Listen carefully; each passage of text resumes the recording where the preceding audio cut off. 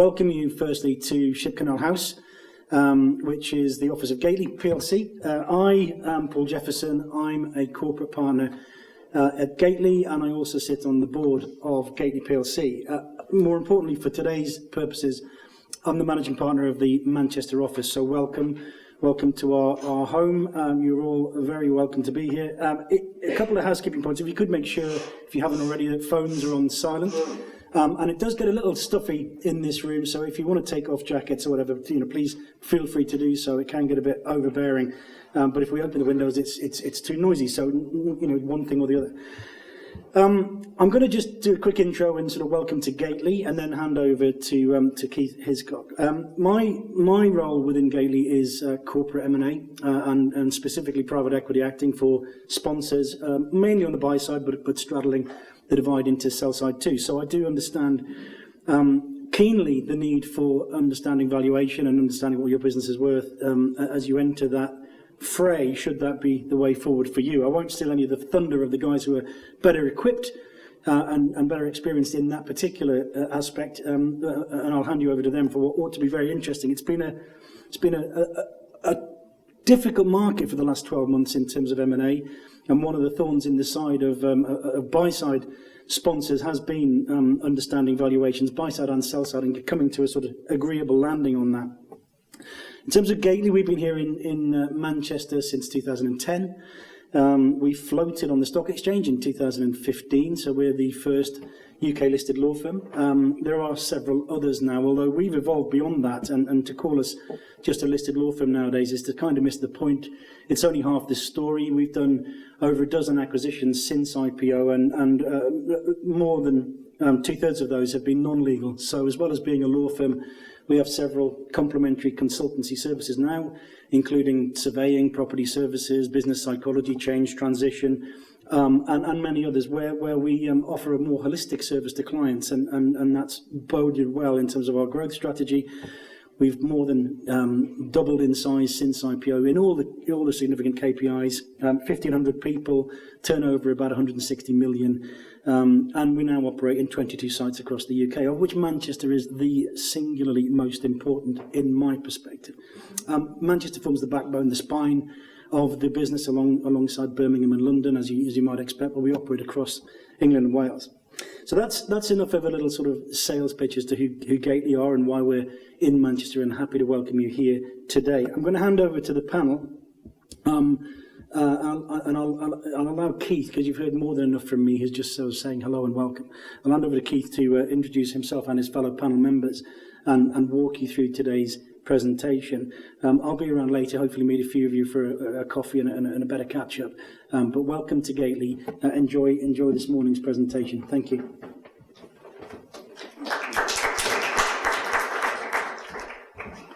Thank you very much for that introduction. So, you know what my name is, Keith Hiscock. I'm the CEO of Hardman Co.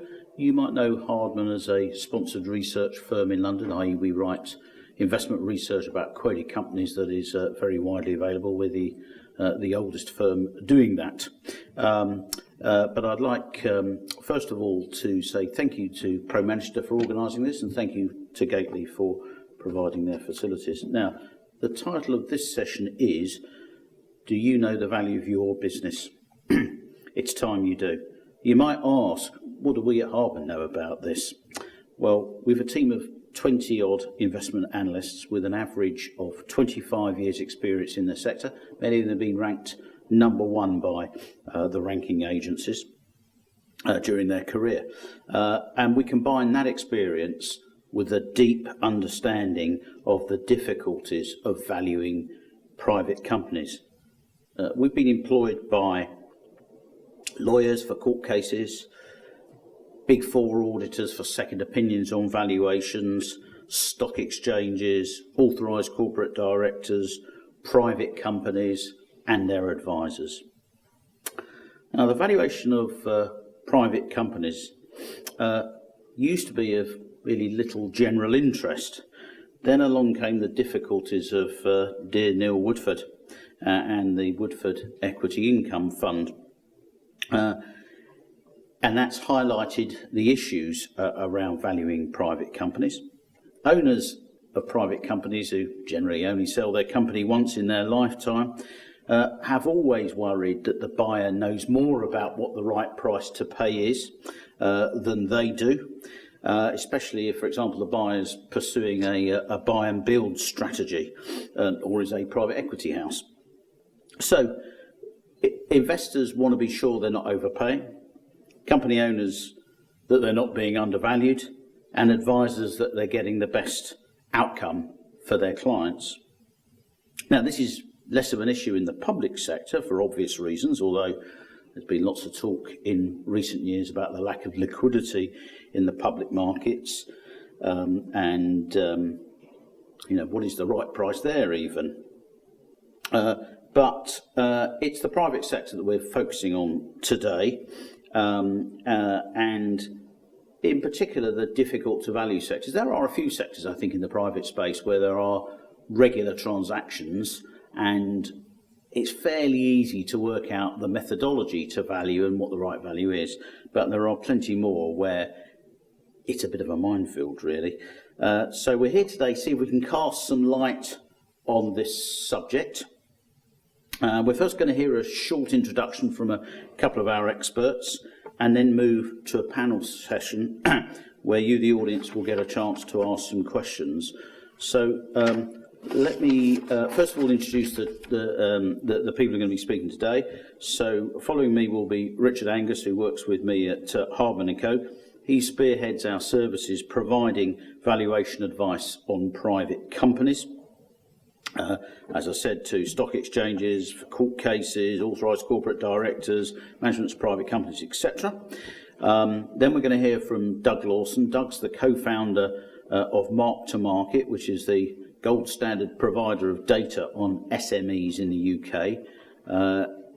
His platform is used by hundreds of companies, corporate advisors, accountants, lawyers, private equity, venture capital firms, and indeed is backed by VCs as a business, those being Par Equity, 24 Haymarket and Techstart. Before that, Doug had a career in fund management, having qualified as a chartered accountant at EY, and then working in corporate finance. He co-founded a very successful small cap fund manager called Amati Global Investors, which has got over $1 billion of assets, exiting when a 49% stake was bought by Mattioli, which itself has just been bought, in 2017. That's Doug. And then our final participant today on the panel is Charlotte Ashton. Charlotte's the founder and CEO of a local business called Implicit, which is an advisor offering strategic support for businesses in particular that are scaling up. So without further ado, let me...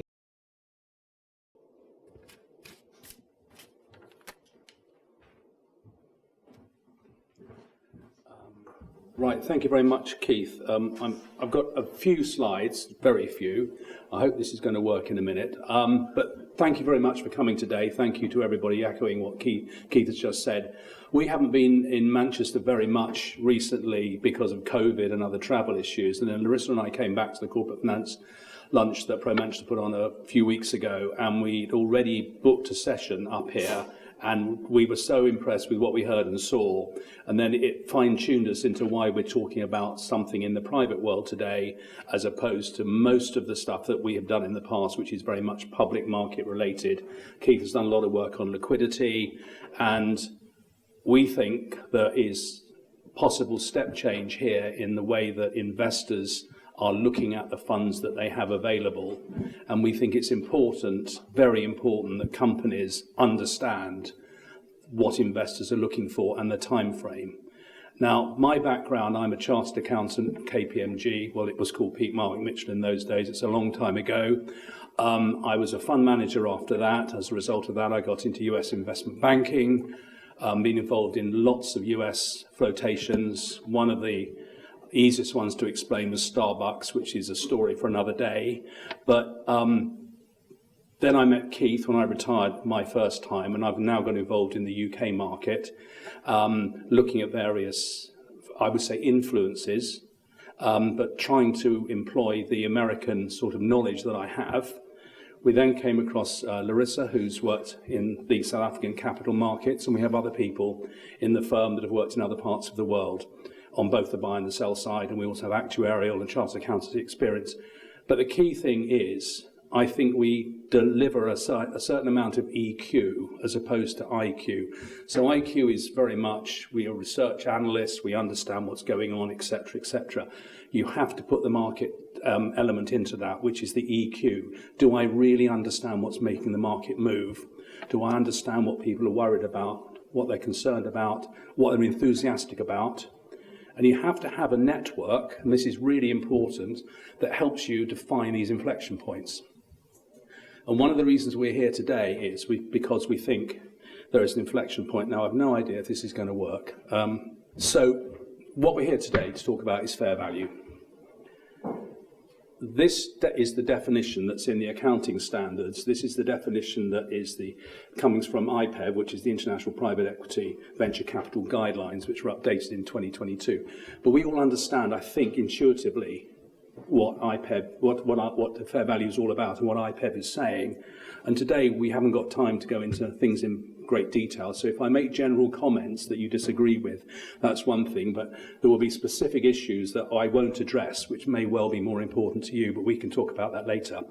So, but the objective in all of this is to make sure that investors understand on a updated basis what's really happening to their money. And people say, well, a private company, it's illiquid, I can't get out if I want to. Well, that's not really the right attitude, because you need to be able to, as an investor, to have confidence in the future, and you need to be able to feel that you can deploy your resources adequately.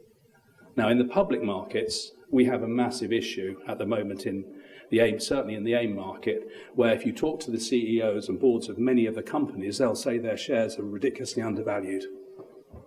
But the market's telling you that's not the case. It's either you can't tell the story properly, which is really important, or investors basically don't trust you, or there's some other issue that is impacting your business that you are not seeing. So if we move on to this next point.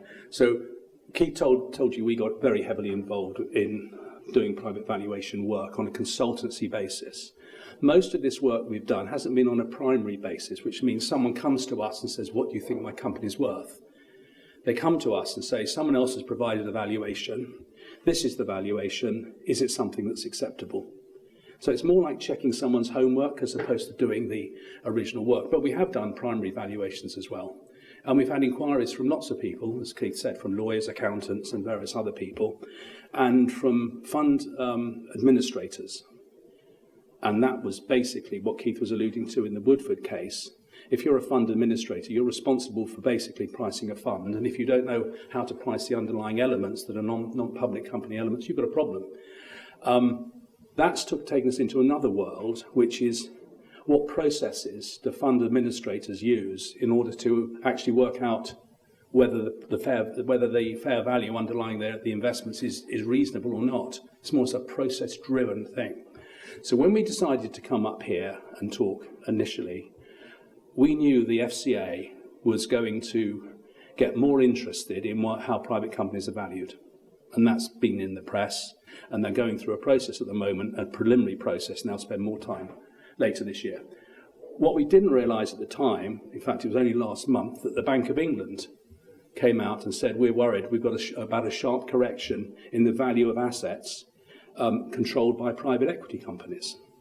So we thought, okay, so the momentum's building here. So we've now had two authorities talking to us, and then last week the IMF warned there was they thought there were problems in the credit sector. Now, it's not for me to tell you whether these guys are right or not.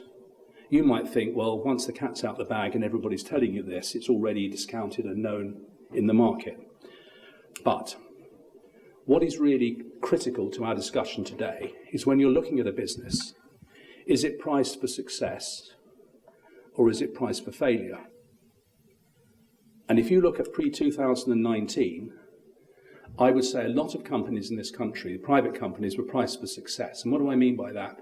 People believe the story. And if I said to you, I'm the CEO of a business and I need to raise capital twice in the next 5 years, are you likely to support me if I deliver on the projections that I'm giving to you? The answer would probably be yes.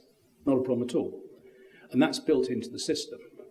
Now there's a lot of companies are priced for failure. And it's all because we've moved from looking at the P&L and forecasts, and now we're looking at the balance sheet. Does this company have any money? Because without money, you can't succeed. And if you haven't got the confidence of investors, you're not basically going to continue. So the question is, where are we in this cycle? Where is the bad news in the market or not?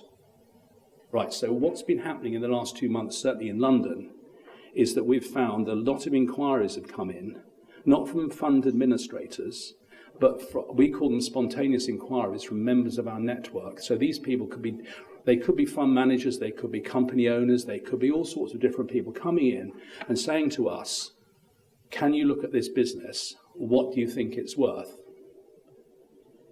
And sometimes they're saying, we think it's worth, let's make a number up, £25 million. What do you think? But there's no underlying basis for that. It's just the board's opinion. And so we're basically spending time looking at these businesses. And then people say, well, we own 40% of a company. Well, what is that worth?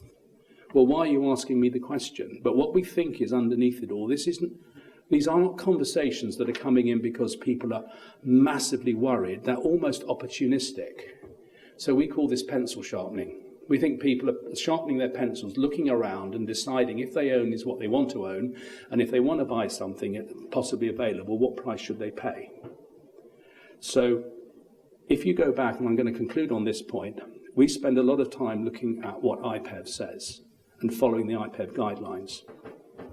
And this will lead into what Doug is going to talk about next. But if you were doing this job, I was up here maybe 10 years ago, I would be talking about price of recent investment. In other words, the last round that I raised money for my company, and I would be saying that is the current fair value of the company because we've met our targets. There's no reason anybody would impair the valuation. And sometime next year I'll raise some more money and then we'll mark the price up. By 2018, IPEV came out and said, price of recent investment is not basically a default. You have to try to assess a company's progress on a regular basis. No one said what the regular was, but I would say annual is probably a reasonable answer. So when you have a company that raises money at £1 a share, and in 2 years' time it raises it at £2 a share, hopefully after year one, the valuation has been increased from £1 towards £2 a share. So you've got some sort of track. It's not a great hockey stick. And that's basically why price of recent investment became an issue, because a lot of companies weren't being reassessed on a regular basis, which goes back to what Keith alluded to before. Or you could selectively review companies. Ones that were doing well, of course you mark them up. The ones that weren't doing so well, you left them as they were. But you all know that they were running out of money, but no one was dealing with that at the moment, right? So the next important leg in the stool, is that if you have access to real data about transactions, comparable company transactions, which is what Doug specialises in, you can start looking at the market and you can say, no, factually, just as in the public market, factually, this is what's going on. You've got to work out where your company fits into this matrix. Whether you're an advisor to the company, owner to the company, prospective investor in the company, that's what you've got to look at. And then people say, yes, but I'm a small startup company. I don't have that background. What do I do? And then this is where DCF comes in.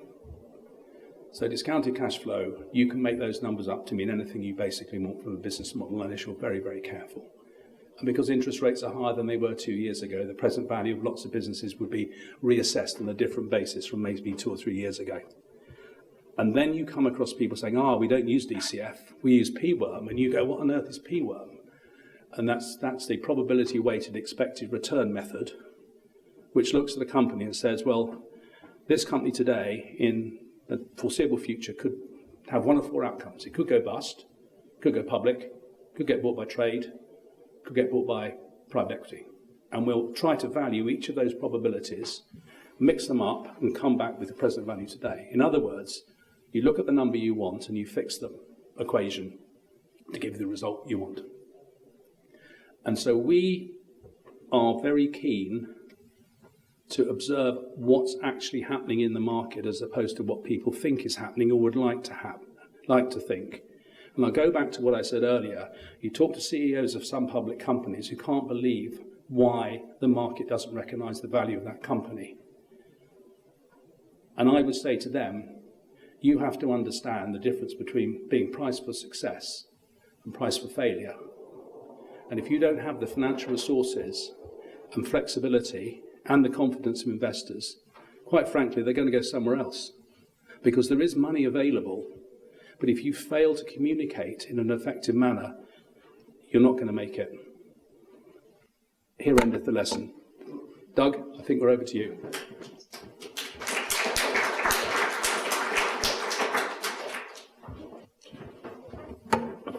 Thanks very much, Richard.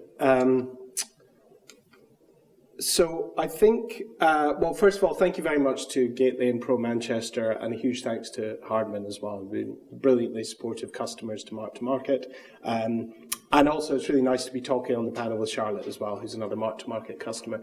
And I think that the reason that Hardman kindly asked me to come along and talk today is because everything that we do at MarktoMarket is based on data. We are a data platform, and we help people, I hope, to understand what's going on in the markets using that empirical data to do so.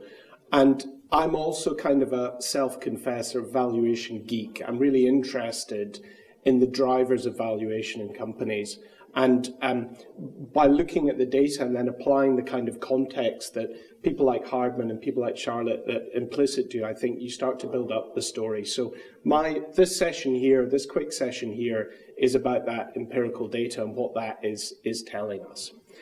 So this is what I want to talk about. So just quickly, the headlines versus the reality is just, you know, I've noticed this kind of pervading sense of doom in the mainstream press about what's going on in the market. And so it's just to address that a wee bit. And then we'll look at deal multiples. So this is kind of, the first bit is looking at what's going on in the market at the moment. And then what are the key influences on your multiple? We'll look at that. What's the real multiple? I think in general, people don't really trust data on the private market. So it's just digging into that a wee bit. And then if there's time and Larissa allows it, just 1 minute on startup valuation at the end. So the headlines for reality. So these are just some extracts, relatively recent extracts, which annoy me a wee bit. And there's this word that I found in the newspaper at the weekend called sloganeering. You probably heard it before. I hadn't heard it before. And I think it was talking about I think it was a reference to the Scottish National Party. You probably tell I'm from Scotland. And I think this applies to the mainstream press when they're talking about M&A in the private markets. And there's lots of sloganeering, but it's really, really new, like everything in life, it's really nuanced. And just looking at the headlines only tells you a wee bit of the picture. So this is the reality. So this is the reality in terms of the deals that are getting done at the moment, just before we look at the valuations. And this is a 5-year trend. And I think probably it's better expressed in this chart. So this is the number of UK M&A transactions per annum over the last 5 years. Now, I think a lot of this doom and gloom comes from the fact that if you look at 2023 on the right-hand side, the deal volumes are well down on 2022 and 2021. However, if you go back, we're kind of back in line with the longer-term average in terms of M&A transactions. 2020 was, I would say, an anomaly as well, because we had that weird period in the middle of 2020 when nothing much was happening, but actually there was a very strong Q1 and Q4. So if the last normal year was 2019, we were actually ahead in 2023 versus 2019. So in terms of the number of deals getting done, it actually wasn't that bad at all. It was the fact that a lot of the big deals slowed down, the ones the press cover, the mainstream press cover. I think that influenced a lot of the narrative. And the other thing that I think influenced the narrative was that valuations did become compressed. So we produced this report. We do, as well as subscribing to our database, you can access these reports that we do on a quarterly basis that looks at, we call them the MarktoMarket indices, and this is our attempt to replicate what the FTSE does with the stock market indices in the private company sphere. So we collect lots of data on transactions, and our customers very generously send us data as well. And we pull them together into these indices. Now, this is our high-level index, which we call the MarktoMarket All-Cap Index. And that's looking at the multiples paid for all transactions under £250 billion. Now, it's really important to remember that a private market index is not like a stock market index because the constituent companies are going to be different from period to period. But nevertheless, it offers us an interesting guide, I think. This is a 6-year trend. So you've got 2018 starting on the left, going down to 2023, and you can see that the all-cap index trades at around about just under 8 times EBITDA.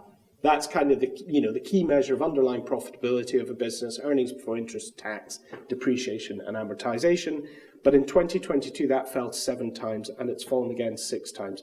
Now, when you look underneath this a bit, and you look at the timing of that, it was really the second quarter of 2022 when that started to fall. And Richard mentioned interest rate rises. There's a strong correlation between business valuation and interest rates. Interest rates go up, business valuations will typically come down. So that's kind of what's happening there. Again, it's really important to look under the hood. So what we do, as well as producing our all-cap index, we then slice and dice the data, and we look at the impact on valuations in different parts of the market. So these are our size indices. So we produce an index for nano-cap companies. So those are companies that have sold for less than £2.5 million.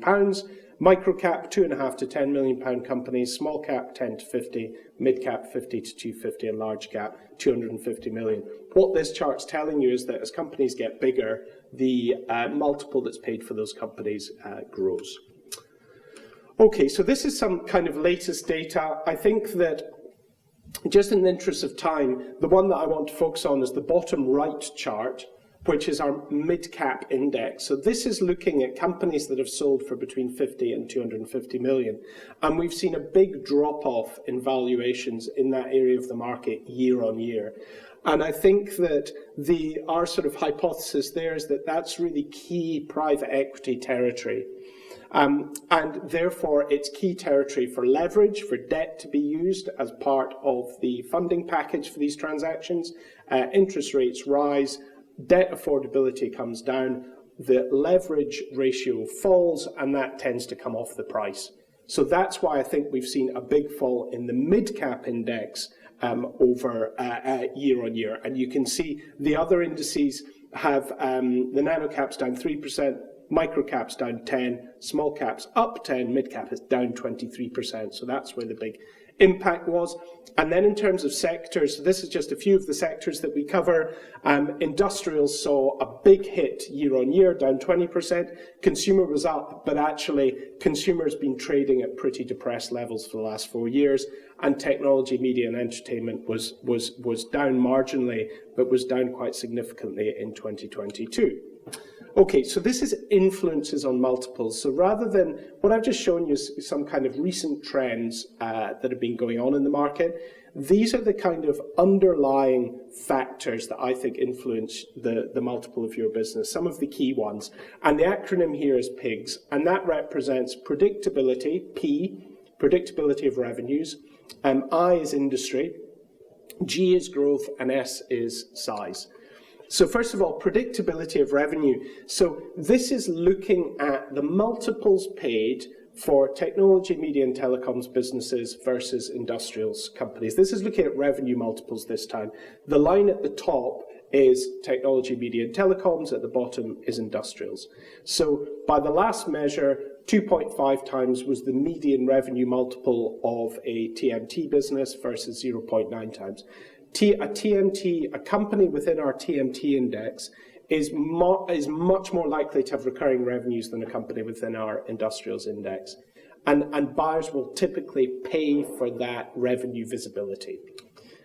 This is the same chart looking at EBITDA multiples, 9.5 times in TMT, 6.3 times in industrials. And here's a practical example. Here's a real example of that.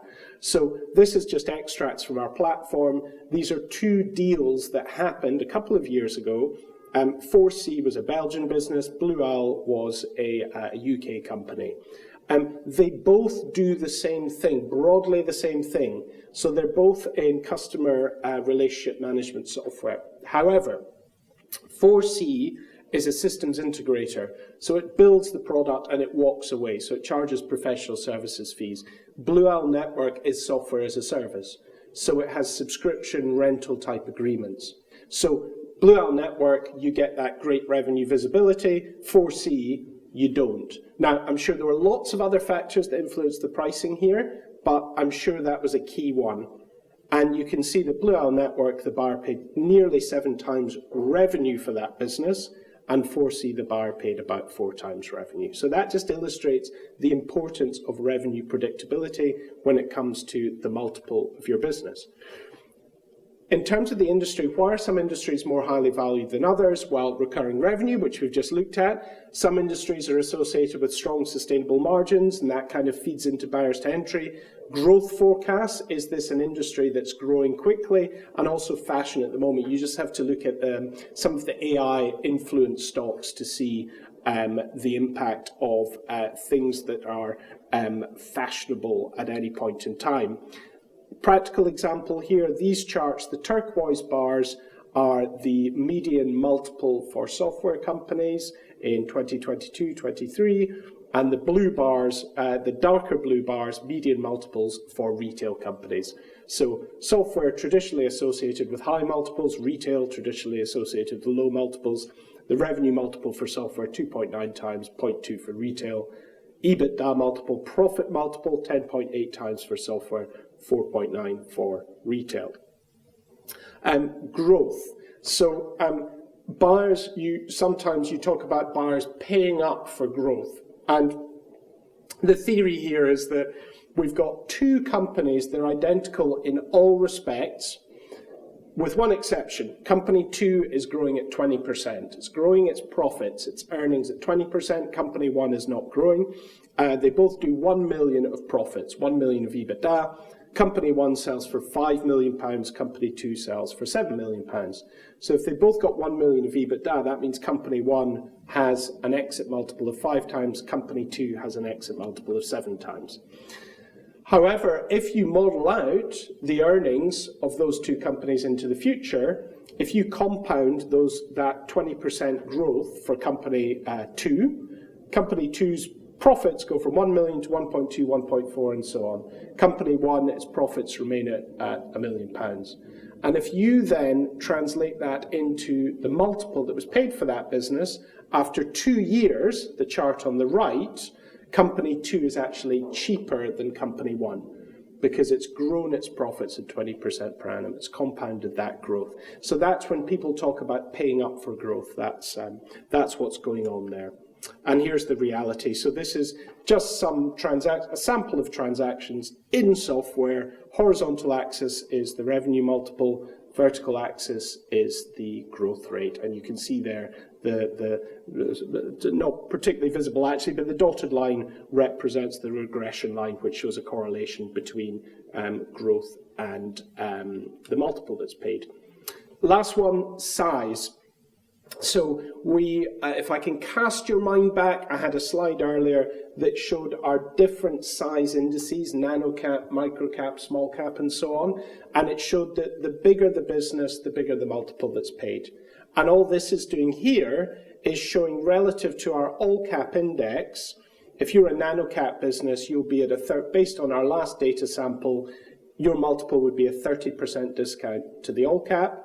If you were a small cap business, for example, your multiple would be a 47% premium. So all other things being equal, that's how size would influence your multiple.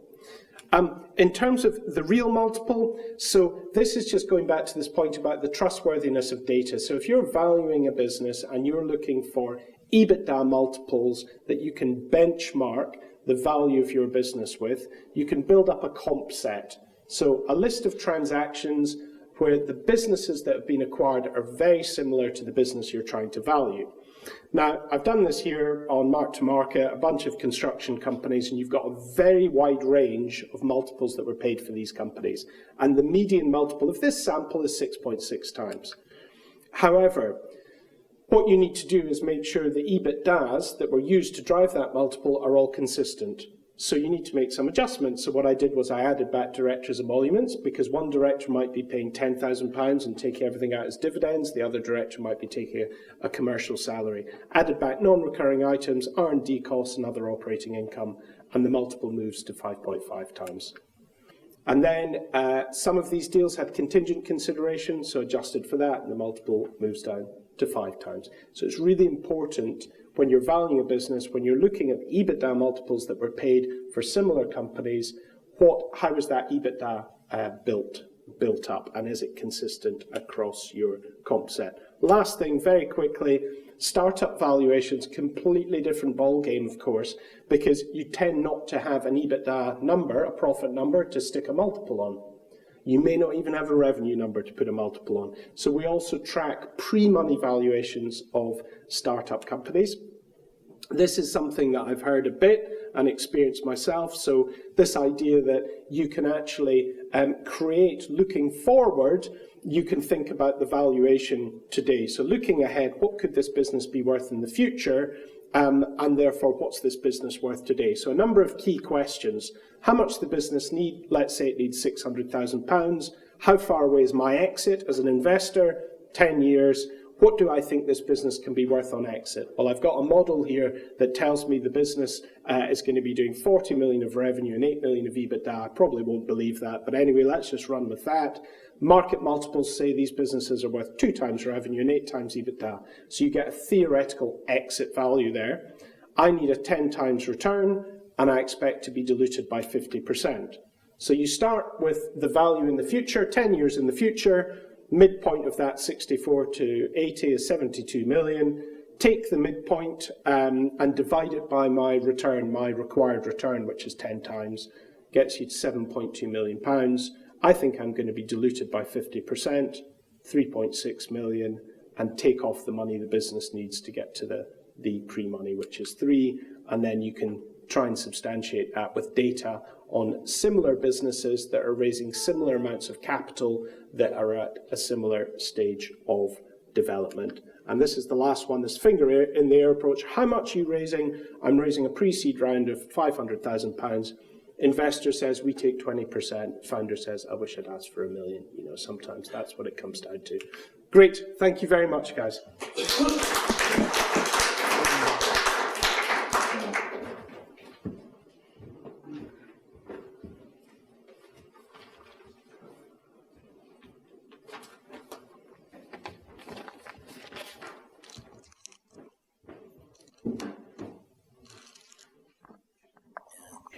Thank you very much for that, Doug. Some great data there. I'm going to start off by asking some questions of the panel, and then welcome your questions from the floor. So in a sense, this is for everybody, but I suspect Charlotte and Doug are keenest to answer this. So the first question is, putting valuations into a kind of macro context. Doug's alluded a bit to this already, but how important do you think strategic value drivers are against the macro background? Which is the more important? Charlotte, you go first. Hi everybody. I think just to give some context to what I do, I'm a customer of Doug's. I use a lot of that data. I focus primarily on Preston multiples from comparable transactions and support privately owned businesses, generally between £500,000 and £5 million of profits, to form an exit strategy. That doesn't mean it's a plan to exit the business or a specific commitment. It's just having a North Star to work towards, from which you can make a lot more, gain a lot more clarity in strategic decision making, particularly around making acquisitions and funding. So to answer your question around the strategic value drivers, that's pretty much all that work entails and focuses on. And actually, picking up on something that you said, Richard, in your talk, it's a lot about positioning. It's a lot about understanding the type of transaction that you're targeting and therefore the type of buyer group that's likely to achieve your own objectives. So because I'm working with privately owned owner managers, it's as much about their own personal objectives, how much is enough, what type of deal do they want, what type of structure do they want on the other side, do they want to stay involved in the business or not. And with all of that in mind, you then get a good sense of what the buyer looks like, and therefore what you need to do is make the business look like something that buyer would want to acquire. And that's as much about demonstrating financial metrics that are aligned with higher valuations, but it's also about using specific language that resonates with those particular buyers, about understanding the gaps in that buyer's strategy. And that might not be one specific buyer, it might be a buyer, across a group, and that's the point that was talked about in trends. What we call FOMO in private equity, which is one person, one fund starts to acquire a business and everybody else, piles in and the multiples get pushed up. So it's really having that kind of broader sense of what is going on in the market and getting really, really into the detail of the types of buyers and transactions you're actually targeting. I think the kind of final point in terms of how the business presents itself from a positioning perspective, it's being very, very clear. And if you're an early stage founder, you'll probably be all over this, but more established businesses seem to lose track of it over time. It's getting really clear about what your niche is, who you're serving, the problem that you're solving, the outcomes that you're achieving, and presenting those things either on the website, on social media, and a lot of what we do actually with the businesses that I support going through the programmes is helping them to present the right information externally so they're attracting the right type of interest. Thanks. I suppose that for me, whenever I thought about when I was investing in companies, when I thought about business valuation, it was kind of, in its very simplest form, the value of a business is the profit of that business multiplied by the multiple that the market's willing to pay for that business. And I used to often think that, especially with small caps, which was the area I was in, it's okay, what can that business do to influence what its profits are? What can it do to move that profits from X to Y? Because often the multiple, there's a limited amount. If you make those profits grow, you're going to increase the value of your business. If the multiple is static and you grow your profits, the value of your business is going to go up. I mean, that's pretty straightforward. And when it comes to the second component, the multiple, a lot of the time that's kind of, some elements of that are sort of in the lap of the gods. You just don't know. The multiple is influenced, as I talked about some of the influences on the multiple, but a lot of it is, so you can look at, yes, how predictable are your revenues, that's going to put your multiple up, what's your growth like, that's going to give you a better multiple, all that kind of stuff. But a lot of it is sentiment driven, and you see that in the stock market every day, and you see that from the stuff that Richard was talking about, where UK companies, there's this general feeling that UK businesses are public companies are undervalued because they're trading on relatively low multiples at the moment. And that's just, no matter how much you if you're one of those companies, no matter how much you bang your head against the wall, maybe you can tell the story better or whatever, but the market decides that. The market will ultimately decide what that multiple is. But what is in your power is the fundamentals of your business, which is what revenue are you generating and what profit are you generating, and where can you get that revenue and profit to. And if you can focus in on those things, then and grow those things, then you create a more valuable business, and you hope that sentiment and timing and all that other stuff is on your side, so the multiples look favourable when you get to the point where you've engaged Charlotte to help you with that exit. I think Richard's got a couple of words. Yeah. Thank you very much. I'm just going to illustrate that last point. So this is going back quite some time, like 25 years ago. So we had a client who sequenced the human genome, the first people to do it in America, in a dead heat with the US government. That got us into the world of genomics.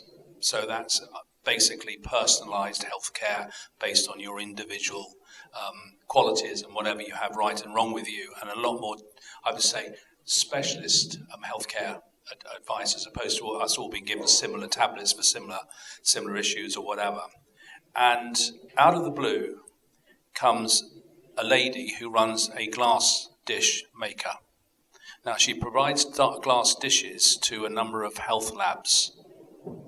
So this is where you see in labs, you see they putting all sorts of bits and pieces into little bits of... Anyway, cut a long story short, somebody said to her, do you realize your company is incredibly valuable because it's not a glass manufacturer anymore, it's a genomics play. So we're going to increase your growth rate from 10% a year to 30% a year, because that's what we think you can get market share in a growing market. And if you do all this and you basically do what we tell you, you can go public. And that was the attempted trajectory. So this woman who ran a very successful business suddenly realized she could make a lot of money. And the biggest problem was, when it came to being on a stage like this, she couldn't explain something as simple as being an assay dish manufacturer. No one basically got any confidence in her, and she basically, the whole IPO was absolutely scrapped. But she was that far away from basically taking a once-in-a-lifetime opportunity, but because she couldn't present the story in the way that she was essentially advised to, it failed. I'm going to come to questions from the audience after this one. I've got one particular question for Charlotte, actually, which is that the way we've all talked about transactions so far is that there's just one bang and that's it, it's all over.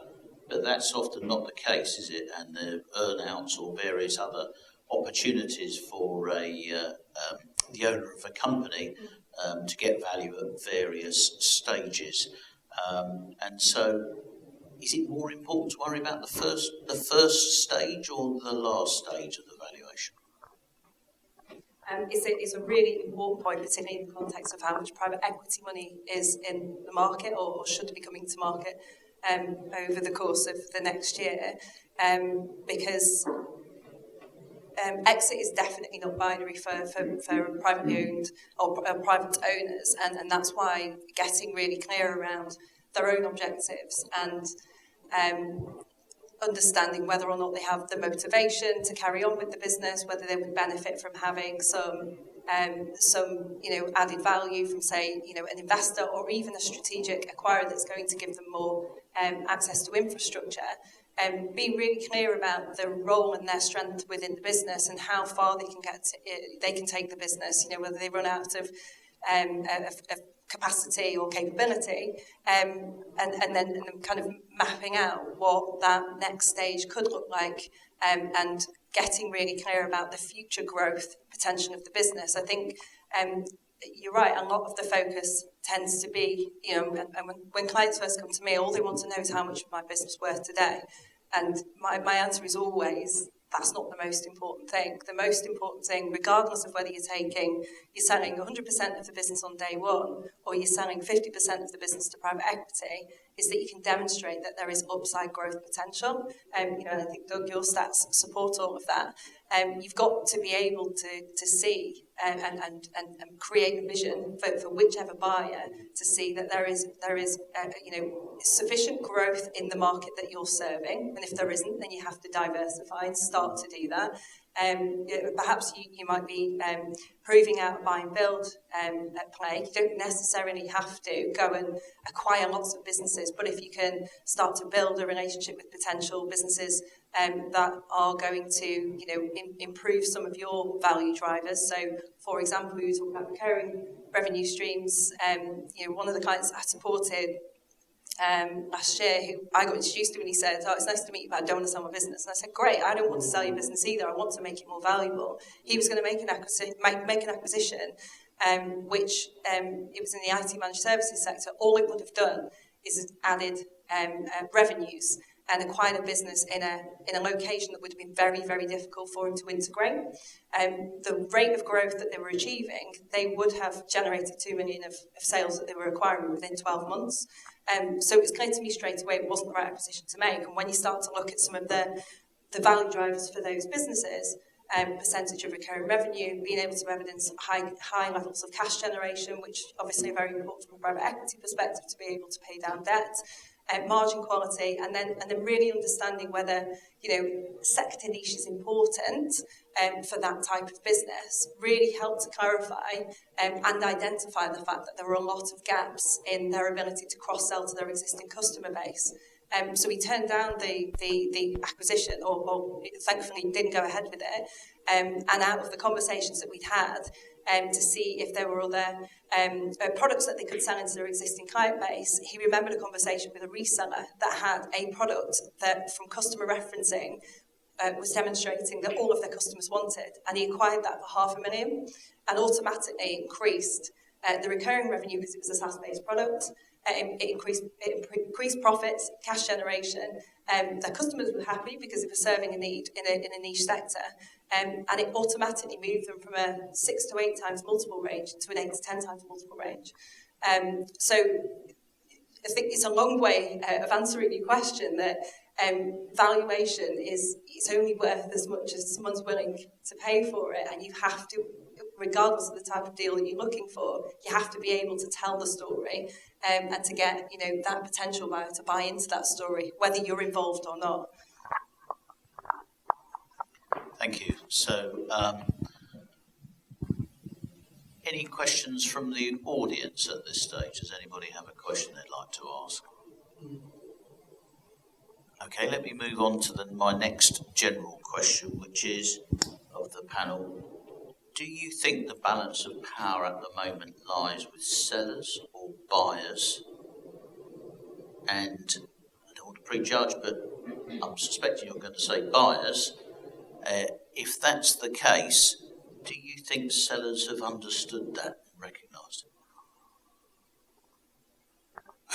I think as ever, it depends which bit of the market you're looking at. So if I guess what we're sort of covering today is everything from startups raising capital all the way through to business exit to trade, or some kind of interim private equity deal, or ultimately an exit to private equity. So we're kind of talking about, we've touched on the whole spectrum of selling equity in your business, because actually even if you're raising capital for growth as a startup founder, you're still selling equity in your business. That's what's happening. And I guess my observation, Charlotte will have a far better idea on the market that I do, but my observation, I think, is that if you're, in terms of whether it's a seller's or a buyer's market, if you're a startup company and you have to raise capital, then clearly the balance of power in a market like this with high interest rates, with more depressed valuations, the power is in the hands of the investor or the buyer. Because if you have to raise that capital, you can't choose to, if you're a loss-making startup and you need to raise capital in order to get the business to break even or to get to the next stage, you can't kind of take a view and say, well, I'll come back in 6 months or 12 months and I'll try again if I don't like the terms that are being presented to me. So I would say that bit of the market is a buyer's market. When it comes to later stage businesses, I guess you've got, and by later stage, I mean more mature, profitable companies, I guess you've got more flexibility to say, well, now isn't the right time to sell, so let's just keep going and we'll look at the market next year, or we'll look at the market the year after, whatever. You're not bound by these kind of capital requirements which say, well, if I don't raise money, if I don't sell my equity, I go bust. So I think you have that flexibility to just take a step back from the market and then return to the market afterwards. And I guess that just to sort of what would I say, to kind of give a data read across to that. And I was talking to Charlotte about this earlier.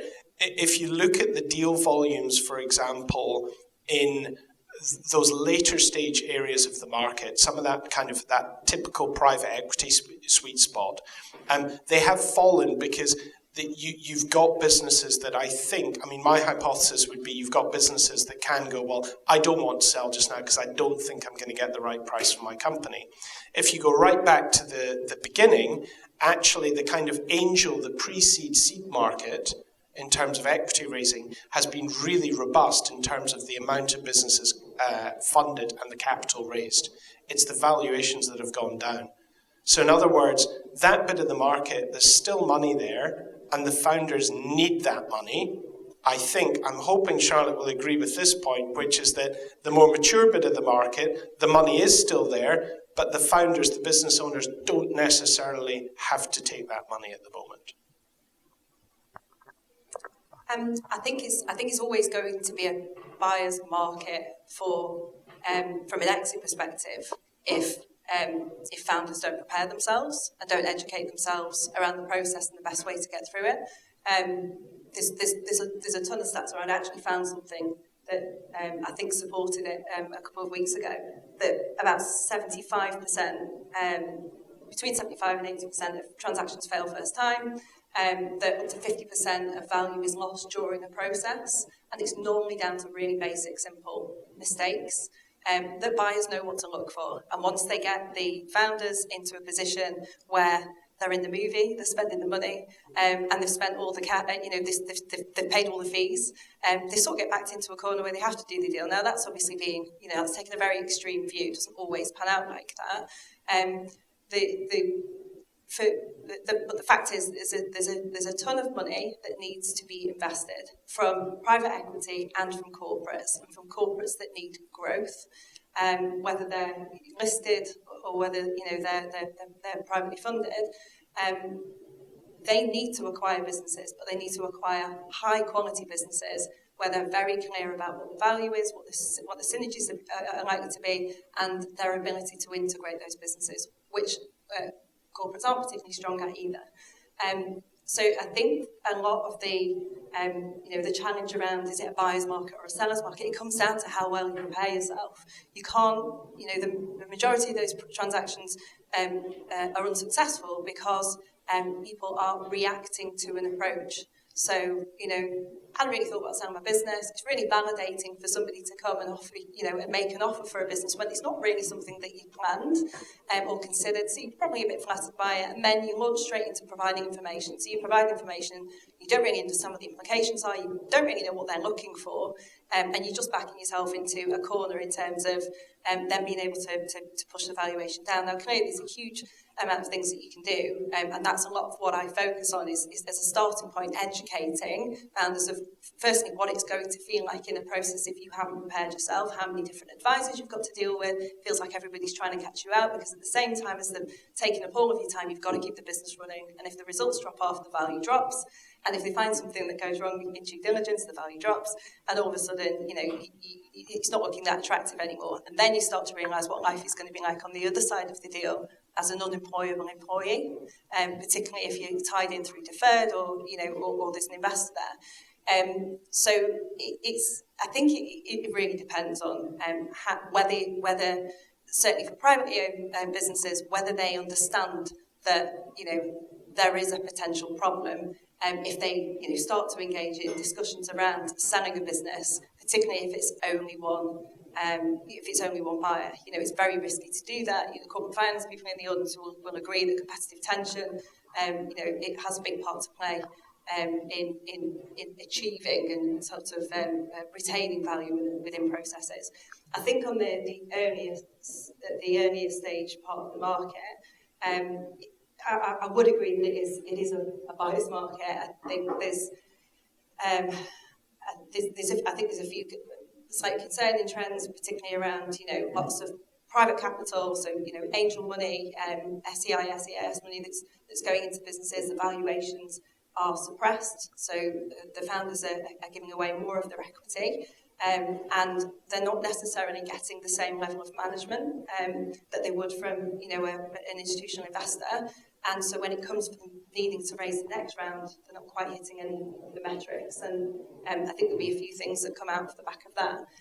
But again, it goes back to, as a founder even of an early stage business, you can do a lot to prepare, present and attract the right investors and make sure that you are holding on to enough of the equity. So, one of the things about this country is we've got a massive amount of entrepreneurial talent. We've got a massive amount of innovation.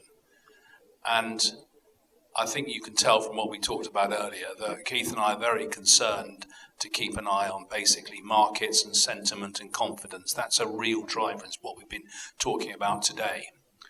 And one of the things that we're interested in, and one of the things that I think Doug has been working on as well, is where there have been transactions where they have not been basically UK-based buyers, they've been foreign buyers of our businesses.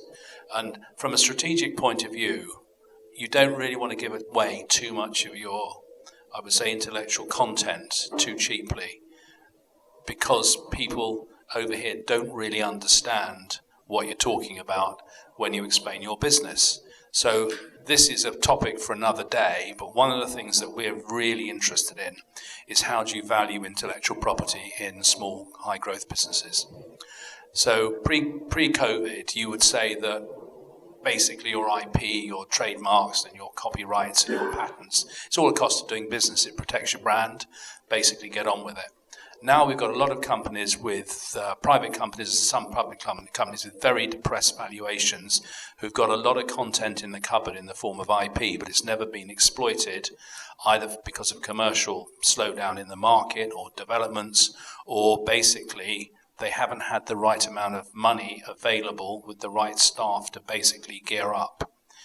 And we're very interested to know if other people have come across this sort of problem, because we know that the Americans in particular are very, very astute, I would say, in acquiring IP-based businesses, either to eliminate competition or to leverage the capability. That's just another story, another angle on the current issues in the market.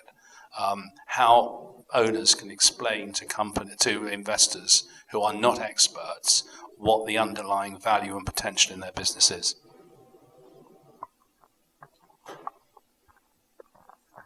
Thank you. We haven't got long to go. Are there any questions from the audience? There's one there. Thank you, sir.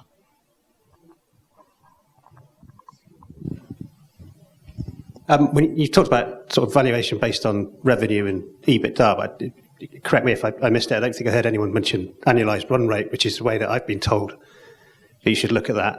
I first heard of it probably about 18 months ago. Don't really know when you're looking at it. How many months do you look at? If you have a really good month, do you suddenly say that's my ARR projected forward? If you have a really bad month, does that put you on a back foot? So just interested to hear your thoughts on that. Okay, I'll ask each of the panelists in turn. The truth is that there are umpteen numbers of valuation methodologies to deploy. Some are really particularly appropriate to one sector, others are of more general use, but yeah, thanks very much. So I guess ARR would be the proxy measure of revenue for the software industry, and I think we certainly, in my experience and talking to other founders and our VC customers, they will look at that. That will probably be the key metric for valuing the business. So, the multiple will be applied to that ARR figure, as long as it's a proper ARR, rather than, if I remember one business and it was, their contracts, so it was a SaaS business, but it was monthly rolling. So you could be in the situation that you were talking about, where you have an exceptional month and then everyone churns the next month. But if you're selling on 12-month plus contracts, then whatever that MRR is in that particular month is, multiplied by 12, and you've got a good measure of ARR. Just on multiples there, I guess that what we've seen is really interesting, actually, and didn't have time to go into it there, but it is, I think, when you really start drilling down into the numbers and look at ARR multiples, I think that's always a really interesting sort of rabbit hole to go down. And you've seen some real compression there in terms of the kind of the headline numbers that VCs and I guess private equity have been willing to pay there. And I think that's probably the best illustration of the impact on interest rate rises on business valuation, because you've got I would say that if you were to say to somebody, okay, what are the highest growth businesses in the market, kind of probably early stage software would sort of be up there as one of your answers. And if you're valuing those revenues into the future and then discounting them back at a higher interest rate, obviously the bigger the growth rate there, the bigger the impact those higher interest rates are going to have on the present value. So whenever we're talking to our sort of VC customers and we're looking at the data, I would say 2 years ago, a bit more than 2 years ago now, people talked about, for a big seed or a Series A raise or even a Series B plus raise, or maybe even for high quality software companies that are exiting, 10 times ARR was like a commonly thrown about measure. It was like, 10 times ARR, that's fine. As long as you were hitting all the other metrics like growth and net revenue retention and, all that kind of stuff. Now it's kind of it seems to be mid-single digits. It's like that sort of 5 or 6 times people are talking about.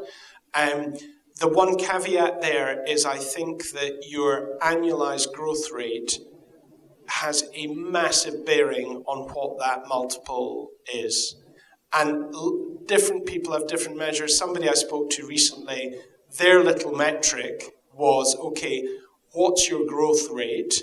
I'll take a 0 off that, and that's your revenue multiple. So if you're growing at 100%, I'm still prepared to pay 10x.